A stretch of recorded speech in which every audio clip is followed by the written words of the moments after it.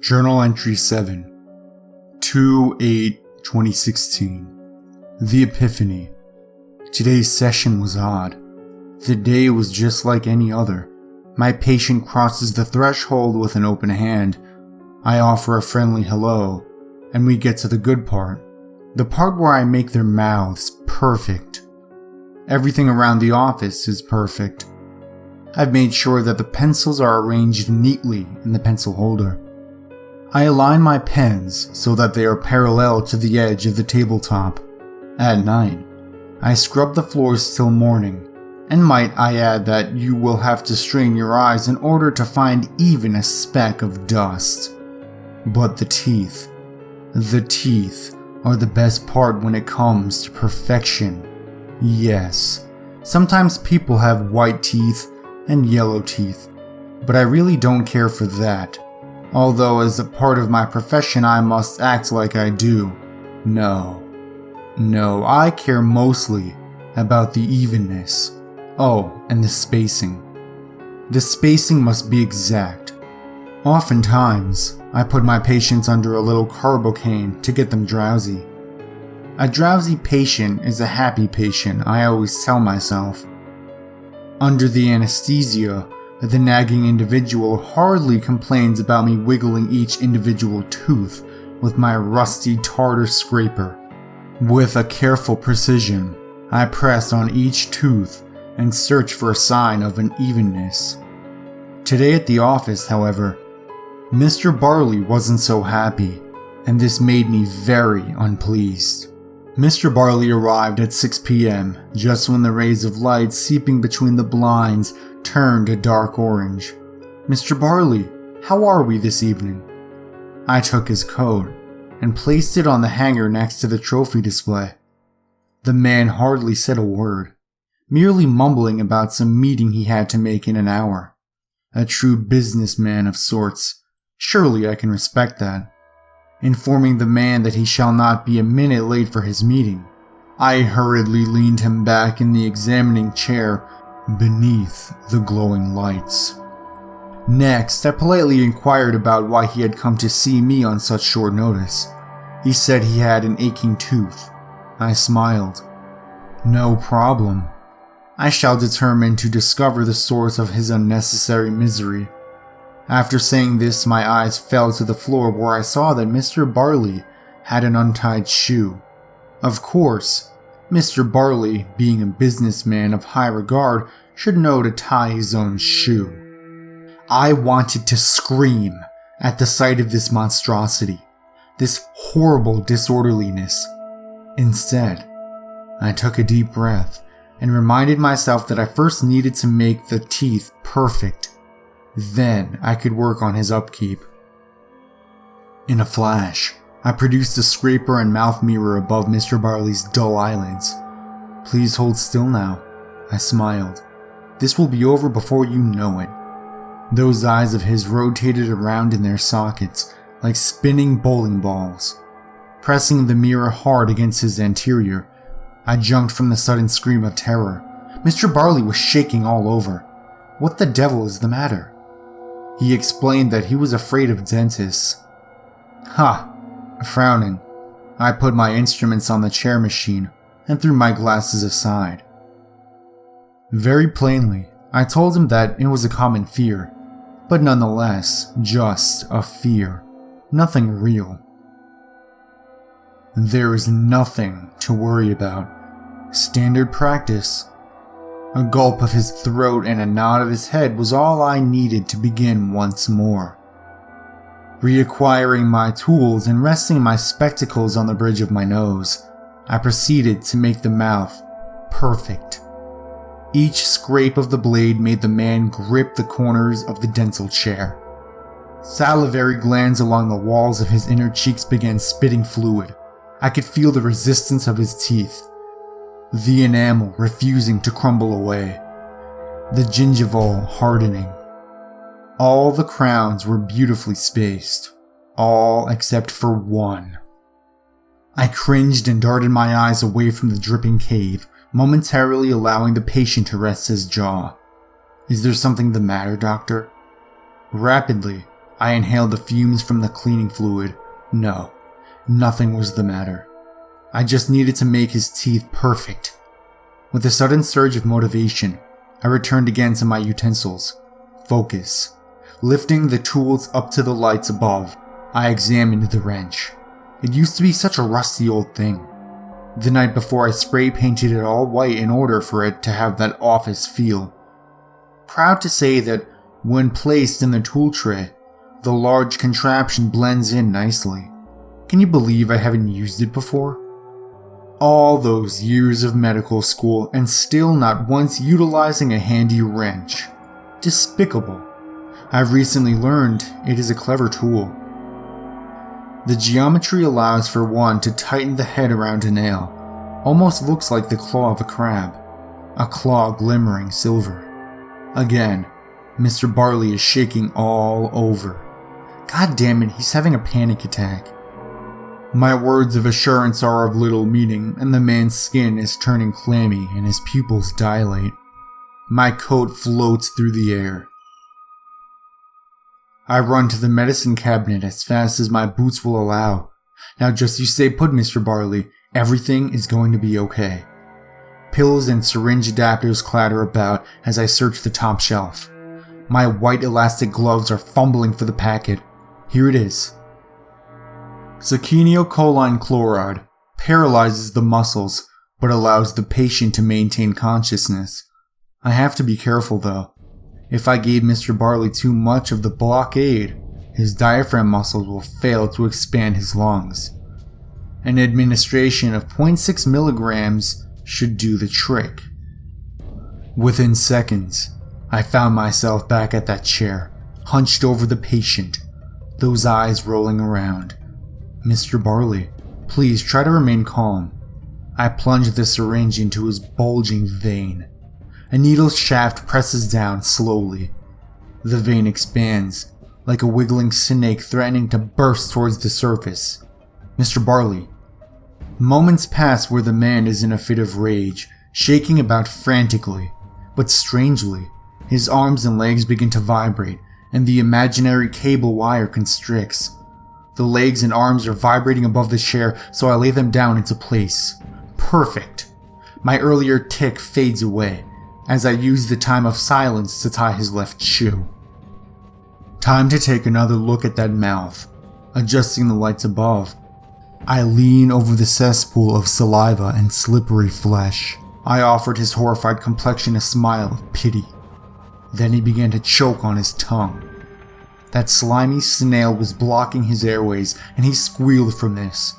Swiftly, I jolted the man into his side. This time he squealed in relief.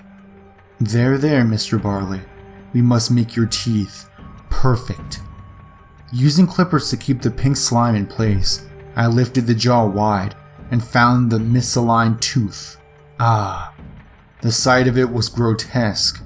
My nostrils flared and my lungs began to breathe heavily. The trusty wrench banged noisily against each incisor as I made my way toward the back molar. Failing to achieve a tight grip, I pulled the instrument out to tighten the claw. The handle dripped with long strands of saliva and blood. I stole a glance of the man's complexion once more.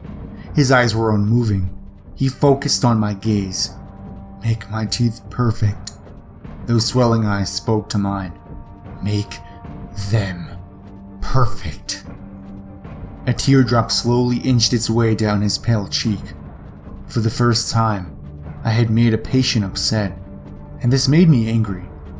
When I was done, I ripped the gloves away and collapsed to the shiny floor. My boots squeaked across the rivers of blood mixed with white flakes of enamel. I finally did it. It took 26 hours, but the man was cured. I'm sure he would thank me. If he had the breath for it. That damn molar sitting in the far back of his mouth was resilient. Took me a while to form a workaround, an epiphany. Perhaps the molar was perfect and the rest of the teeth were misaligned. And like Einstein discovering relativity, I became euphoric in my overwhelming revelation. Yes, all the other teeth, 31 little misfits, were out of place, and they were the ones that needed correcting. The operation was the same for every tooth. First, I'd cut away at the gums and bone tissue surrounding the crown. Second, I would either rock the tooth back and forward or pry it out with a tightened wrench. Finally, I would dig the tooth up into the gingiva, realigning it with the even molar. It was a messy business, and unfortunately, Mr. Barley's trachea remained open throughout the entire procedure. Around the 22nd hour, the oceans of blood and tissue filled Barley's lungs entirely, and he died, silently. I failed to notice this, of course, due to the administered heavy doses of tranquilizer. Shame. Perhaps his twitching eyes were pleading for me to notice something wrong. But I was too much into my work to take time to view that. He would be glad to know his teeth are now perfect. I even licked his smile clean of all the gore. May he rest in peace among the others.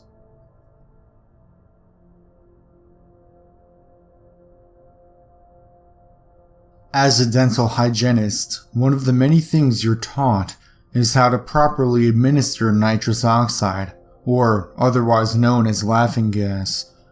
You are taught how to give the patient just the right amount to knock them out, but not too much to cause any negative side effects, the list of which is a mile long. The main issue is under-administration. Newer dental hygienists are afraid of giving the patient too much and harming them. This has probably happened to you once or twice. The dentist will check to see if you are still responsive, and if you are, they pump a little more into you. No problem. But rarely, over-administration happens. That's when the hygienist makes a mistake and gives the patient too much gas. I've personally never seen this happen before today. He wasn't my patient. I want to make that clear. I was sitting in my office finishing up some paperwork for the day when I heard him.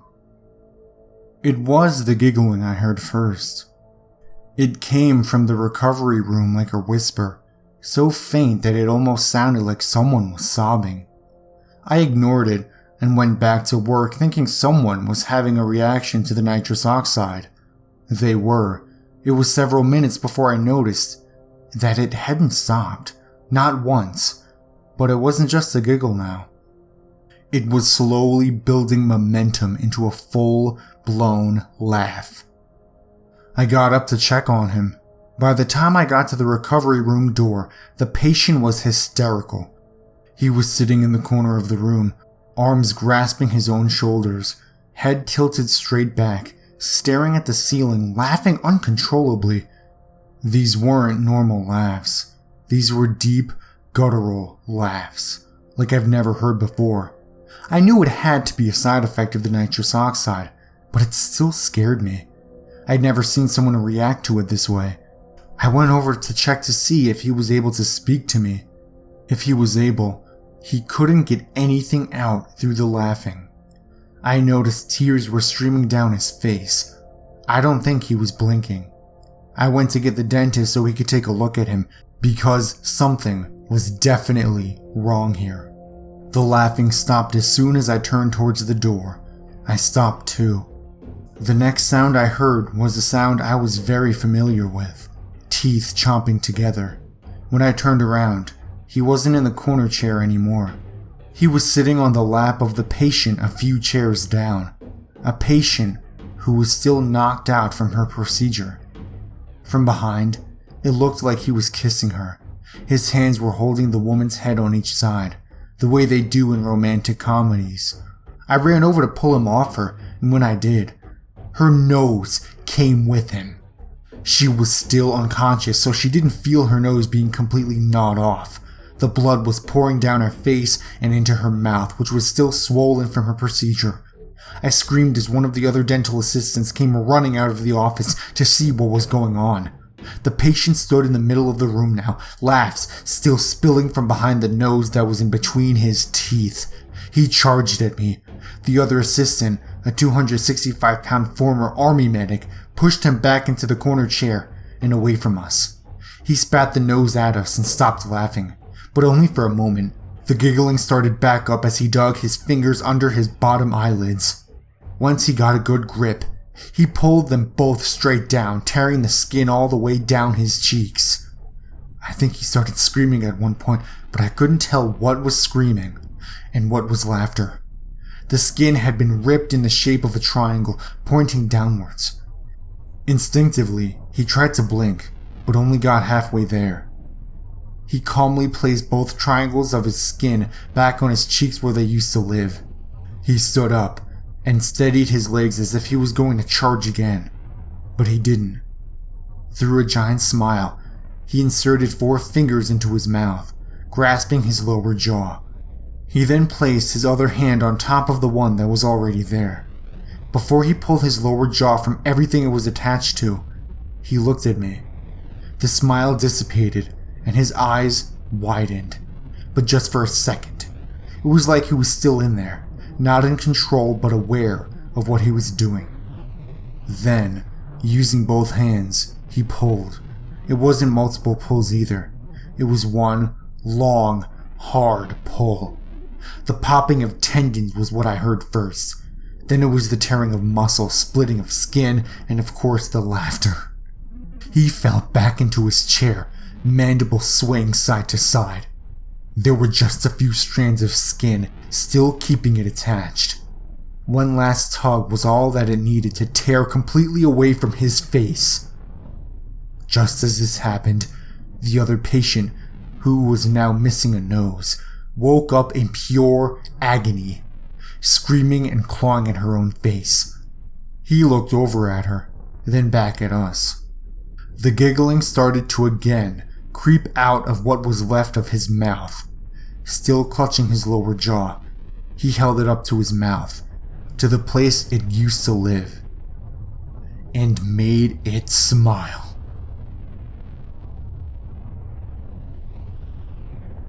I remember the man with the soft teeth. He'd come into my room at night and bite me over and over. The bites didn't hurt and they left no marks. All I felt was pressure. The first time I saw his face, I was terrified. His eyes were different. Instead of 2 eye sockets, he had 9. They were clustered in front of his face and up his forehead like a honeycomb. 2 on top, 4 in the middle, 3 on the bottom. The sockets didn't house eyeballs. There was a single thin eye stalk growing from the center of each eye hole. Each stalk swayed in front of his face like long grass in the breeze. When he'd visit me, I'd lose the ability to move or scream. All I could do was watch. After a week of visits and my parents not believing a word that came out of my mouth, I thought sleeping with the light on might keep him away. That was the night he started biting my face. The man would always move slowly and with great care. Every motion seemed calculated and precise. I didn't know what he was doing, but I had no doubt he did it. The first time he got close to my head, I saw the inside of his mouth. Like his eyes, his teeth were unlike any I had ever seen. There were 3 rows of bulbous growths pushing from an array of holes in his gum line. They looked as though they felt. Each one was covered in fine, downy hairs. They reminded me of the fat bodies of moths. He'd open my mouth with his index finger and thumb. Then he'd get close. I felt his eye stalks brushing against my face and my forehead and eyes as he pressed his upper teeth against my lower ones. He'd close his mouth around my chin, locking my lower jaw in his mouth. It was uncomfortable, but it didn't hurt. The man would stay there for 10 minutes at a time, gradually modulating the pressure of his jaw against mine. On the last night he visited me, he performed the same steps. Once my jaw was in his mouth, though, he applied more pressure than he'd used to in the past. His eye stalk straightened out and felt like the firm cables against my face. As the pressure increased, I felt his teeth start to brush against my own, one by one. The thick, insectile bodies inside his mouth succumbed to the pressure and coated my tongue and gums with thick, bitter paste. I felt his tongue, which had never been involved in our interaction before, extending over my teeth and massaging the paste into my gums. I tried to retch, but even that had been taken from me. The man did the same with my upper teeth and palate. When he left, I could move again. I rushed to the bathroom, threw up, and brushed my teeth more times than I could count. I never saw the man again. It's been 25 years. I've been plagued by dental issues my entire adult life. Every visit brings worse news. It's gotten to the point where I'm dealing with irreversible bone loss.